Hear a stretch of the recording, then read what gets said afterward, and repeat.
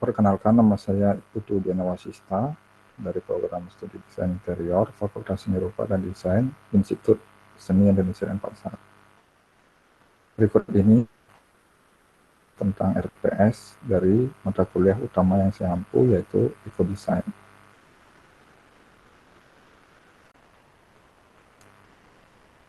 Mata kuliah Ekodesain memiliki bobot SKS 2 yang diajarkan pada semester 1.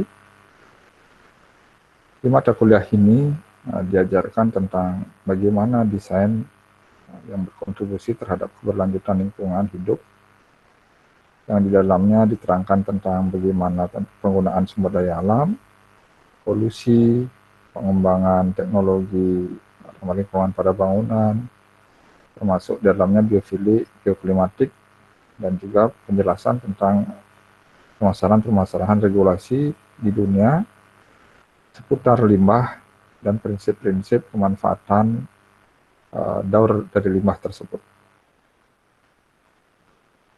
Pembelajaran ini, mata kuliah ini menggunakan pendekatan student-centered learning dengan metode penugasan dan disesuaikan dengan MBKM menggunakan case method dan project based learning. Dominan pengajaran ini dilakukan secara online. Capaian pembelajaran lulusan disesuaikan dengan capaian pembelajaran dari prodi desain interior, pertama tentang sikap, yaitu bekerja sama dan memiliki kepekaan sosial serta kepedulian terhadap masyarakat dan lingkungan. Yang kedua, menunjukkan sikap bertanggung jawab atas pekerjaan di bidang keahliannya secara mandiri. Yang ketiga, adaptif dan terbuka terhadap perubahan lingkungan, perkembangan masyarakat, dan kemajuan teknologi. Serta keterampilan umum, mampu menerapkan pemikiran logis, kritis, sistematik, dan inovatif dalam konteks pengembangan atau implementasi ilmu pengetahuan dan atau teknologi sesuai dengan keahliannya. Serta mampu menunjukkan kinerja mandiri, bermutu, dan terukur. Kemudian pengetahuan, mampu menyusun konsep desain interior yang mengintegrasikan pada hasil kajian aspek kemampuan, keterbatasan, dan kebolehan manusia, ruang, dan lingkungan. Keterampilan khususnya mampu mendesain interior secara mandiri dengan berbasis riset dan metode untuk menghasilkan karya desain interior yang kreatif.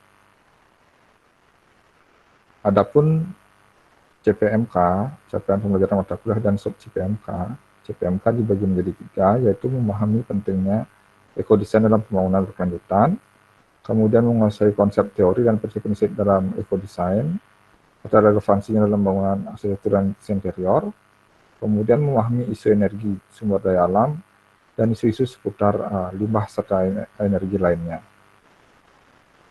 Sub CPMK dari poin pertama dibagi menjadi 2, yaitu memahami definisi ekodesain dan istilah sejenis, dan yang kemudian memahami manfaat dan peran ekodesain dalam pembangunan berkelanjutan. CPMK yang poin kedua dibagi menjadi 5 sub CPMK, yaitu mengetahui perkembangan ekodesain, memahami latar belakang prinsip-prinsip perkembangan dalam ekodesain, memahami definisi desain biofilik, memahami desain bioklimatik, menganalisa prinsip-prinsip ekodesain dalam arsitektur Nusantara. Pada bagi sub CPMK ini lebih banyak membicarakan tentang prinsip-prinsip dari ekodesain dan penerapannya dalam bangunan arsitektur. Kemudian yang ketiga dibagi menjadi 4 sub CPMK, yaitu memahami kelangkaan sumber daya alam, serta pengembangan energi berkelanjutan, kemudian definisi plan obsolete, menguasai strategi zero waste management, dan pengaplikasian salah satu prinsip tersebut, yaitu upcycle menjadi sebuah produk. Pada sub CPMK ini lebih banyak mengembangkan sisi dari pemanfaatan limbah sebagai proses akhir dari project based learning. Kemudian seluruhan capaian mata kuliah di atas diintegrasikan ke dalam materi dengan pembagian yang sama seperti sub CPMK di atas. Adapun referensi yang saya gunakan cukup banyak, yaitu sekitar 31, namun sudah saya rangkum menjadi buku ajar. Saya menggunakan banyak referensi utama ini karena ekodesain adalah mata kuliah yang sangat holistik, tidak bisa berdiri sendiri dan banyak sekali membahas tentang regulasi, tentang limbah, tentang energi, tentang bangunan, tentang iklim, dan sebagainya. Sehingga referensi yang saya kumpulkan cukup banyak dan beragam. Kemudian di sini ada referensi penunjang tentang aspek-aspek ekonomi dan konsumerisme yang juga menyebabkan bagaimana terancamnya alam itu dari tergerusnya sumber daya alam. Pada pertemuan pertama, saya menjelaskan tentang definisi dari ekodesain serta istilah yang sama, istilah-istilah yang mirip. Dengan indikator keberhasilan, mahasiswa mampu mendefinisikan pengertian tersebut, jadi istilah ekodesain dan istilah sejenisnya. Membandingkan beberapa pengertian, kemudian menyimpulkan dari istilah-istilah tersebut dan perbedaannya. Metodenya yang digunakan adalah sinkronus dan asinkronus. Kemudian pertemuan kedua dijelaskan tentang manfaat dari ekodesain dalam pembangunan berkelanjutan. Jadi di sini pada poin B, indikator keberhasilannya adalah mampu menerangkan posisi desainer. Nah, di sini saya memberikan refleksi diri tentang bagaimana desainer yang bertanggung jawab terhadap lingkungan. Kemudian pertemuan ketiga mengetahui sejarah dari perkembangan ekodesain, tokoh-tokoh pentingnya, dan bagaimana pergerakan ramah lingkungan atau berkelanjutan terbentuk. Yang keempat, meneraskan prinsip-prinsip secara umum, prinsip-prinsip ekodesain, seperti keberlanjutan dalam penggunaan produk, kemudian sumber daya alam, dan sebagainya. Kelima, dijelaskan tentang hubungan manusia dan alam, yaitu dalam pendekatan biofilik dan integrasinya ke dalam bangunan. Kemudian 6 dan 7 diajarkan tentang prinsip-prinsip bioklimatik, yaitu antisipasi arsitektur atau bangunan terhadap iklim setempat dan menggunakan teknologi yang ramah lingkungan. Di pertemuan ketujuh, saya memberikan tugas case method, yaitu mencari literatur penerapan teknologi bioklimatik di dalam beberapa arsitektur vernakular Nusantara dengan menganalisa penerapan bioklimatik beberapa arsitektur vernakular tersebut di atas ke dalam sebuah paper sederhana dalam tugas kelompok. Yang pertemuan ke-8 adalah UTS dengan memberikan teori-teori yang di atas sebagai pertanyaan-pertanyaan untuk ujian tengah semester ini. Pertemuan 9 hingga ke pertemuan ke-15 itu lebih mempersiapkan mahasiswa dalam strategi untuk project based learning yang terakhir, yaitu upcycle. Jadi pertemuan ini banyak membahas tentang limbah, pemanfaatan energi, dan zero waste management. Jadi prinsip-prinsip itu demi mempersiapkan mereka untuk project based learning, yaitu memanfaatkan limbah-limbah bekas menjadi karya upcycle yang berguna dan dapat berperan dalam desain interior. Semakin sedikit minimnya biaya yang digunakan, karya tersebut akan mendapat nilai yang lebih tinggi. Dalam artian, mahasiswa harus memiliki budget tidak lebih dari 50.000 untuk membeli peralatan-peralatan seperti lem dan sebagainya yang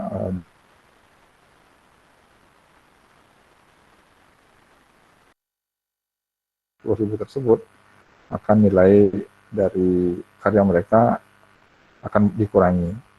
Jadi sangat dituntut sekali kreativitas mereka untuk dapat memanfaatkan limbah-limbah yang ada secara maksimal. Dan ini juga nantinya akan dinilai kreativitas dan kegunaannya dalam produk-produk yang tercipta, apakah dapat digunakan sebagai dekorasi atau memiliki fungsi guna yang lain.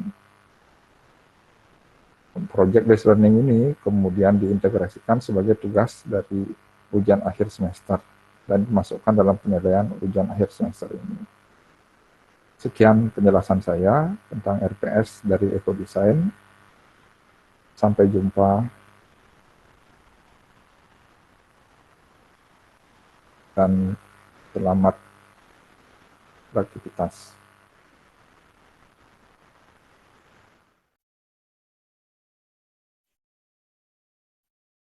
Baik, terima kasih pada mahasiswa yang telah hadir. Ya, salam sehat untuk semua. Pada kali ini kita akan pelajari tentang materi ekodesain pertemuan ke-9, yaitu plan obsolescence ya, atau plan obsolescence. Apa itu plan obsolescence? Nah, kalau orang bilang, kalau kita belajar ekodesain atau plan obsolescence ini percuma. Jadi meskipun sehebat apapun kita berusaha untuk mendaur sesuatu atau menggunakan material yang ramah lingkungan, atau bagaimanapun usaha kita untuk ramah lingkungan, tanpa mengerti dari sumber dari keusangan atau plan obsolescence ini, semua akan sia-sia. Karena plan obsolescence ini yang menyebabkan banyak ketersia-siaannya sumber daya alam. Ya, apa itu plan obsolescence? Mari kita pelajari untuk pertemuan kali ini.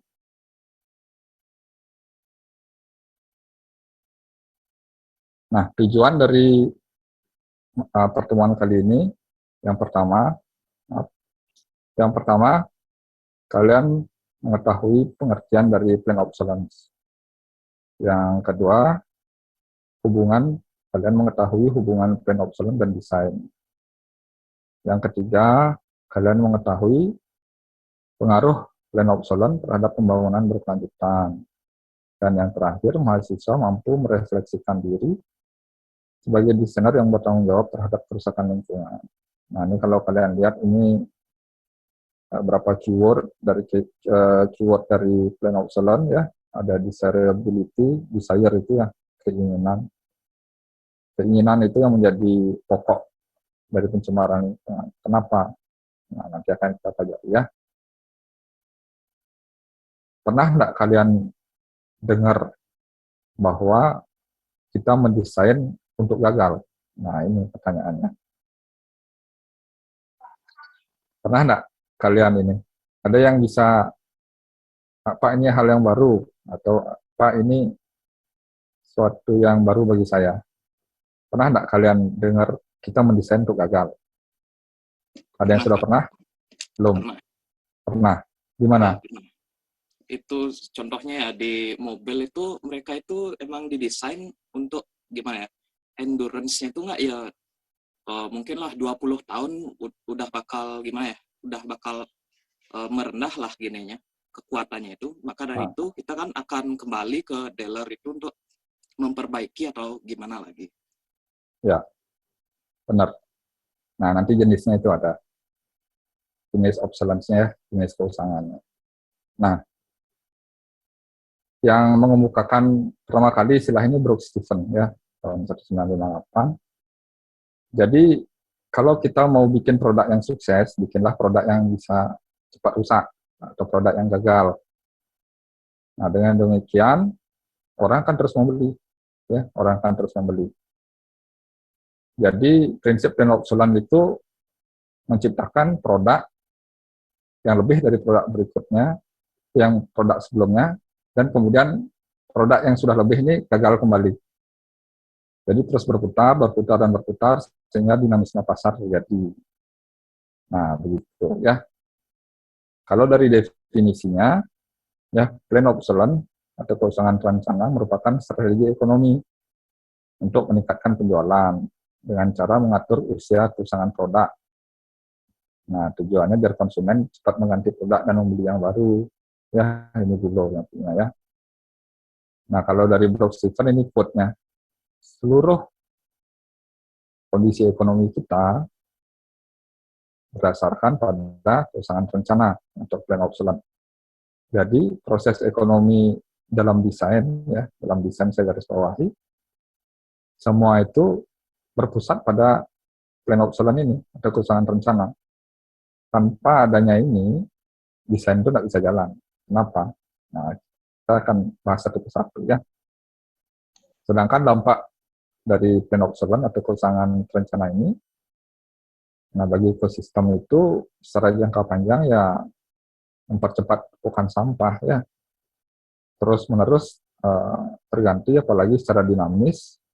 Makanya planned obsolescence ini juga dibilang dynamic obsolescence atau kerusakan dinamis.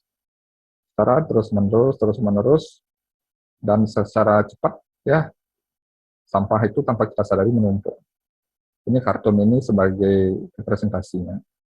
Kita baru belajar mendaur satu botol gitu, tapi peninggalan kita terhadap kerusakan rencana itu udah numpuk. Nah itu yang di sebelah kanannya. Udah berapa barang elektronik, udah berapa banyak sisa material dari bangunan, atau berapa banyak kursi, berapa banyak pakaian-pakaian yang telah usang, tertumpuk begitu saja. Menunggu didaurkah atau mau dibuang kemana, orang nggak bisa dibuang. Karena kalau nggak diolah kembali ya, nggak ada namanya buang sampah seperti saya bilang pada pertemuan sebelumnya. Jadi menumpuk begitu saja. Padahal kita baru belajar satu langkah kecil untuk mendaur. Kemudian ini ada sisi gelap era digital. Ya, ini yang paling mengerikan untuk saat ini dari strategi planned obsolescence ini. Tanpa perlu saya jelaskan, kalian sudah tahu maksud dari keempat gambar ini ya. Ada apa yang terjadi ketika planned obsolescence dibiarkan begitu saja? Ada peningkatan electronical waste, ini yang paling mengancam di era digital sekarang. Yang kedua, ancaman kesehatan seperti yang saya bilang tadi, ada logam-logam berat yang terkandung dalam electronical waste, yang tidak semuanya bisa didaur. Ya. Kemudian, tidak semua bisa didaur. Ya. Tidak semua bisa didaur. Kalian lihat itu tumpukan sampah ini di Pakistan dan di Cina. Ya. Di Pakistan dan di Cina, gambar saya ini. Yang tiga ini di Pakistan, ya. Yang ini tiga ini di Pakistan, kemudian yang ini di Guin di Cina, yang di atas juga di Cina, daerah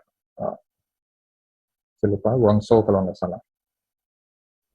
Nah, yang diambil itu kan logam-logam mulia seperti emas ya. Di dalam sirkuit itu ada emas sebagai perantara. Emas itu konduktor terbaik untuk listrik. Jadi di ponsel kalian pun ada emas, meskipun sedikit jumlahnya. Dan itu diekstrak oleh orang-orang pengepul atau pengolah dari electronical waste. Namun, tidak semua isi dari electronical waste itu bisa didaur ulang. Plastik, besi, atau bahan-bahan beracun lainnya itu tidak bisa semuanya begitu saja. Kalau bisa semuanya, tentu tidak ada tumpukan sampah seperti ini. Ya, jadi kalau udah bisa semuanya, tentu tidak perlu melihat anak kecil menguraikan kabel seperti itu. Kabel-kabel itu pun gimana mau daurnya, karena dia sudah terkontaminasi antara plastik dan seratnya itu. Untuk misahin kabel yang kecil itu pasti butuh waktu yang lama. Ya, begitu pula printer dan yang lainnya. Nah, ini dari Sang, kurang lebih 80% e-waste dari negara-negara maju dibuang entah kemana. Ini artikel ya, jadi dalam artikel ini dijelaskan bahwa negara-negara maju membuang electronical waste-nya itu ke negara-negara dunia ketiga, atau negara-negara berkembang. Seperti salah satunya Asia Tenggara. Ya, Indonesia kena juga. Jadi dibuang ke sini. Mereka tidak bisa ngolah electronical waste-nya, apalagi kita. Kita jadi tempat pembuangan sampah di sini. Ya, jadi meskipun dibilang negara maju, negara adikuasa, canggih secara industri, tapi mereka tidak bisa mengelola sampah elektronik ini. Ironis sekali. Nah ini Gong, ya, ini tipe-tipe dari planned obsolescence. Ada yang pertama adalah technical atau functional obsolescence. Jadi sistemnya adalah menggeser benda lama dengan benda baru. Bahwa ada inovasi baru di benda baru ini. Ya, benda lama itu udah nggak cocok, udah nggak ini, ketinggalan zaman. Nah, seperti itu. Komponen barunya yang komponen dan fitur baru. Ya, kalau dulu kamera HP itu satu, sekarang udah ada 5 gitu umpama. Ya, ada yang khusus bokeh segala macam. Technical obsolescence ini kerjanya kayak itu. Jadi nambahkan sebuah fitur baru dan orang percaya fitur yang baru ini jauh lebih baik. Dan perlahan orang meninggalkan produk yang lama yang mereka gunakan. Yang kedua adalah style atau perceived obsolescence, keusangan persepsi. Nah, ini lebih kepada pola pikir. Kalau yang pertama lebih kepada perangkat, yang kedua lebih kepada pola pikir. Jadi orang merasa ketinggalan zaman, ya. Jadi ketinggalan zaman, dan untuk apa kita pakai produk usang? Kamu ketinggalan zaman banget deh, asik. Nah, akhirnya mau nggak mau kita ngikut orang-orang sekitar kita. Nah, seperti itu. Yang ketiga adalah intentional obsolescence. Ya, jadi ini yang mobil tadi ya, kalau diatur untuk 20 tahun ya 20 tahun rusaknya. Diatur 5 tahun untuk 5 tahun rusaknya. Dan di dunia ada hukum yang berlaku, produk boleh rusak selama 5 tahun. Ya, ironis ya, produk boleh rusak selama 5 tahun. Padahal kita ingin produk yang awet, yang bisa digunakan sampai generasi mendatang, tapi ada aturan seperti itu. Compatibility. Kalian pernah enggak beli laptop, tapi enggak ada colokan proyektor? Ya, laptop sekarang itu lebih banyak kayak gitu. Compatibility-nya dimainkan oleh produsen. Sehingga dia untuk beli HDMI atau segala macam, dia butuh biaya ekstra kembali.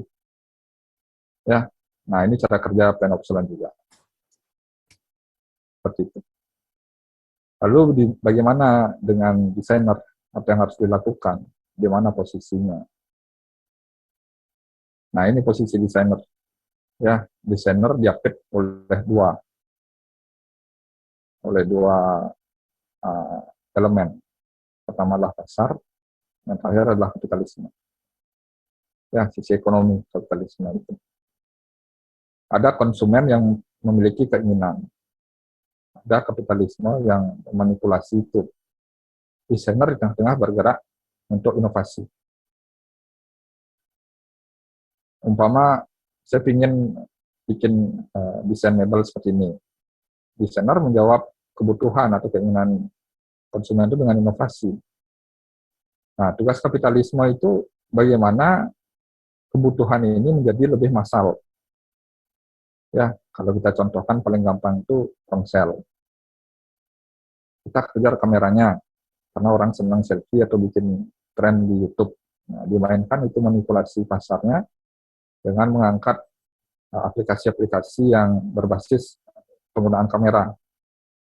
Sehingga kebutuhan konsumen yang membuat vlogger itu pastilah kamera. Dan desainer menyediakan itu. Ya, menyediakan itu. Jadi di sini secara simultan, ini membentuk lingkaran dia. Desainer menjawab kebutuhan, kebutuhan dipengaruhi oleh kapitalisme, manipulasi, dan tanpa sadar kita ikut di dalamnya. Ya, kita memang butuh uang untuk hidup. Kita memang butuh untuk berinovasi, karena tanpa ada kebutuhan kita nggak bisa berinovasi. Tapi tanpa sadar kita sudah menciptakan siklus dari plan obsolescence itu sendiri. Dalam hal ini kita berinovasi. Nah, inovasi itu karena kita menyukai hal-hal baru. Ya, itu hal yang tidak bisa dicegah. Tapi di sisi lain, inovasi telah menjadi mesin pertumbuhan ekonomi dan dinamika pasar. Nah, di sini posisi kita. Kalau tidak ada inovasi, pasar tidak jalan. Kalau tidak ada inovasi, tidak ada kebaruan atau kemajuan. Desainer berada di posisi ini. Ya, di satu sisi dia harus menjawab kebutuhan kapitalis, di satu sisi dia harus menjawab kebutuhan kreatif. Nah, ini dari Homaru Chantu. Ini seorang chef ya, seorang chef yang engineer dulunya. Keusangan adalah kunci dari inovasi. Memang ironis. Ya, tanpa adanya keusangan, kita tidak bisa berinovasi. Gimana mau gantiin produk yang masih baru? Atau gantiin produk yang masih kuat? Nah, ada suatu kebaruan. Contoh, Yamaha pernah mengeluarkan piano, grand piano yang sangat kuat, sampai puluhan tahun. Nggak bisa digantikan. Hanya perlu servis sedikit-sedikit. Hampir bangkrut. Ya, produk piano Yamaha hampir bangkrut, alat musiknya. Karena tidak pernah digantikan. Otomatis nggak ada inovasi baru. Nah, meskipun piano tidak berubah dari zamannya Mozart sampai sekarang. Tapi yang namanya penjualan, dia butuh produk yang diganti. Ya, ironis sekali. Kemudian di sini kita memiliki kode etik. Ya, Dalam perkembangannya, desainer dituntut memiliki kode etik khususnya bagi keberlanjutan lingkungan. Ya, jadi kita harus sadar tentang tanggung jawab lingkungan. Kemudian kita harus menyadarkan masyarakat tentang dampak dari produk kita sendiri. Itu sebenarnya. Ya, kita harus sadar tentang produk yang digunakan. Kita harus berikan edukasi konsumen itu. Ya, kontradiksinya, pembangunan berkelanjutan tidak terlepas dari aturan tentang lingkungan hidup.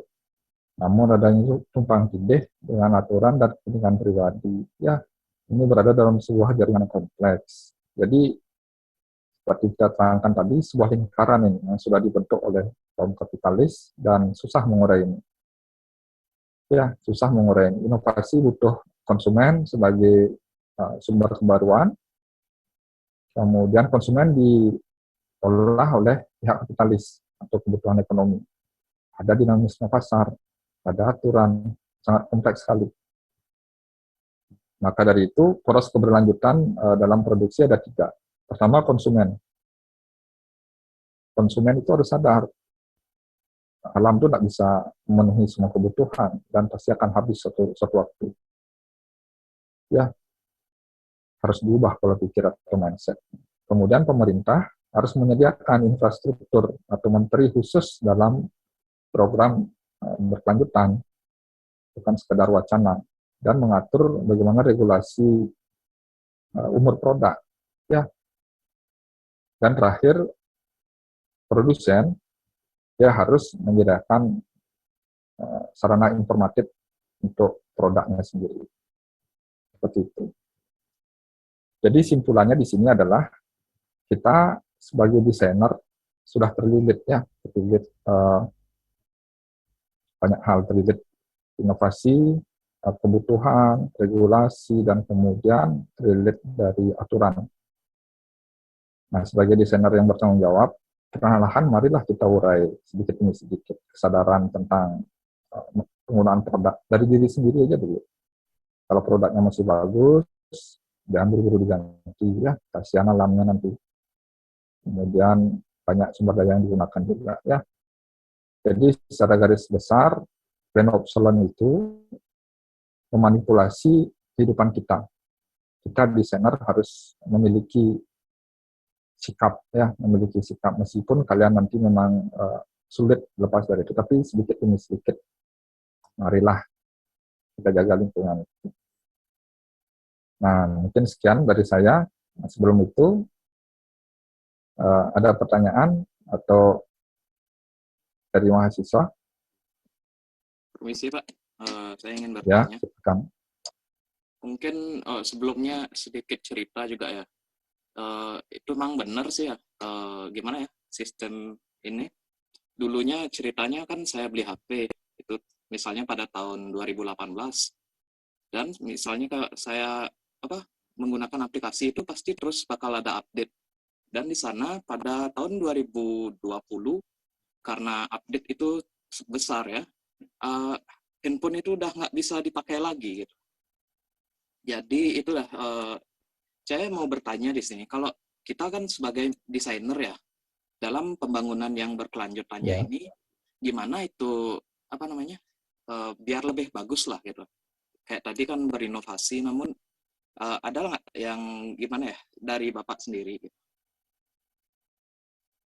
Mungkin Biar itu lebih saja. bertanggung jawab maksudnya. Ya, Ya. soalnya itu kan tadi kalau dibilang ya, kalau kita ngambil dari ada di tengah antara konsumen dan itu dah money heist tuh, orang-orang kapitalis itu yang ingin mempermainkan Ya. uang itu lagi. Bisa dimengerti Pak? Ngerti maksudnya. Ya. Sebenarnya itu permainan pikiran pertama tuh, ya. Obsolescence itu, persep obsolescence terutama permainan pikiran. Orang Jepang jarang mau menggunakan produk baru, kecuali memang produk itu benar-benar bermanfaat bagi mereka. Mereka juga tidak mau serta-merta keluar produk baru, langsung mereka gunakan. Padahal negara teknologi, negara maju. Itu kenapa? Karena mereka merasa barang-barang yang mereka gunakan dulu memiliki memori tersendiri dalam diri mereka. Sikap hidup inilah yang harus kita contoh. Sekarang kalian dari HP dari zaman SMA itu masih bagus berfungsi. Nah itu udah punya banyak cerita. Sifat melankolisnya orang Jepang ini ya. Kuil-kuil yang masih kayunya bagus tidak langsung diganti kayak di Bali, langsung gempur batu bata hitam enggak. Tapi di Jepang dilepas satu persatu kayu itu, dirawat, dicuci, diserut kembali, kemudian dipasang kembali di tempatnya. Udah ratusan tahun, udah berapa abad itu, masih seperti itu. Jadi pola pikir ya lebih ke arah pola pikir atau manajemen main pikiran seperti itu ya. Semoga bisa dimengerti. Baik, Ya, terima nah, kasih. untuk kesempatan hari ini terima kasih. Nah, saya tutup. Semoga kita bisa menjadi desainer yang lebih bertanggung jawab. Ya, harapan saya nanti generasi muda, para desainer muda ini bisa menjadi desainer yang lebih bertanggung jawab dan bisa mengaplikasikan keilmuan ini. Jaga diri kalian, ya. Sampai jumpa minggu depan. Terima kasih.